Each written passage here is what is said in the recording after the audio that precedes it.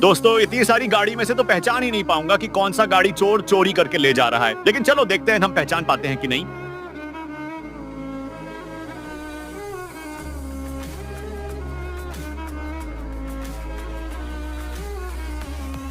मुझे तो लग रहा है यही गाड़ी को चोर चोरी करके ले जा रहा है, लेकिन उसे देखने से पहले। बेटा मुझे देखकर इग्नोर मत करना। इस बार जो भी परीक्षा में पास होना चाहता है मैं पास कर दूंगी, लेकिन मेरा भी एक काम करना होगा तुम्हें। इस वीडियो को लाइक और चैनल को सब्सक्राइब करना होगा और 5 सच्चे दोस्तों को शेयर करना होगा। और मेरे बेटे जाते जाते कमेंट में सरस्वती माँ लिख दो।